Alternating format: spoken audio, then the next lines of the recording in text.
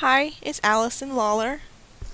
In class today, we talked about something in the book. There was a quote, and it was, "There's no difference between what a book talks about and how it is made."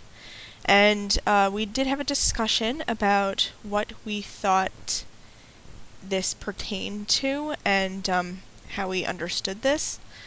And I didn't really speak up in class, but that's what this is for, isn't it? This is kind of how I saw it. When you make a book, I saw it as the thought processes that go into making a book, which I'm sure Deleuze and Guattari were very familiar with. When you sit down to write a book, and I haven't written a book, but I've written other things, you have to organize your thoughts into chapters, or at least in this book, plateaus. And you have to organize them in a way where they're going to make sense to a reader. And I think when you have those ideas, they're not necessarily organized in your head before you write them down and organize them yourself.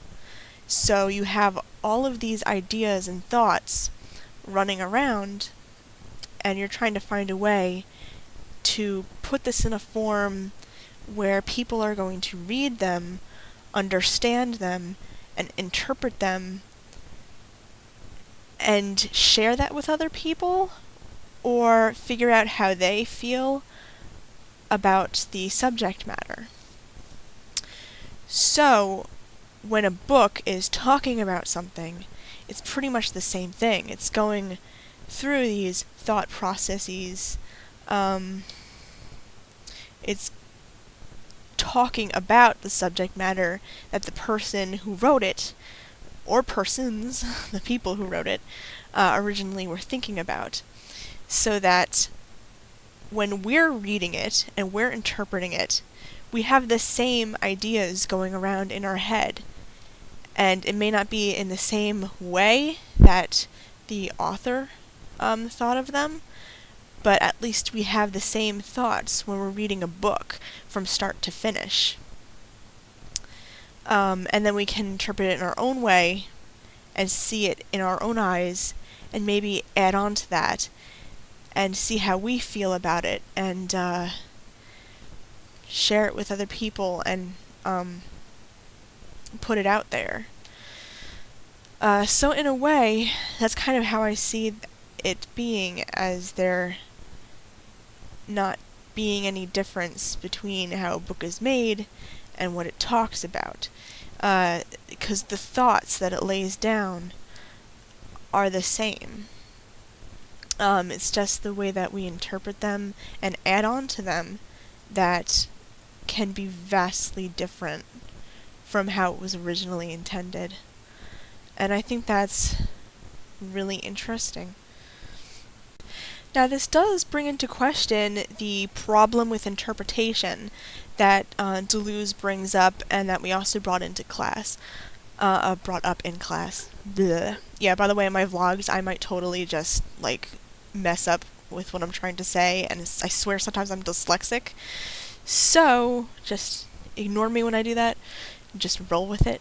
But anyway, there's definitely problems with interpretation.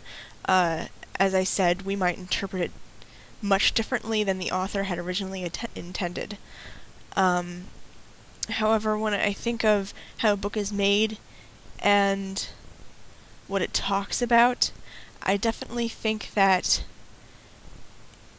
having all those thoughts rolling around your mind, the same ones brought up by the author in the book, and having them in your mind, almost like inserting a flash drive into a computer and downloading the information.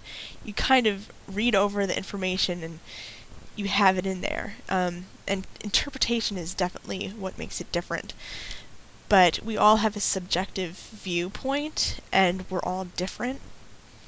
So I think just having the thoughts is kind of almost what a book is meant to do in a way. And there's so much more complex ideas to that, but the way we interpret it makes us individual, if that makes any sense. So by reading a book and interpreting it, even though we are getting that original idea from the author, we are putting our own spin on it, our own view. And I think that's what books are really kind of meant to accomplish. And I don't know, I just think it's fascinating.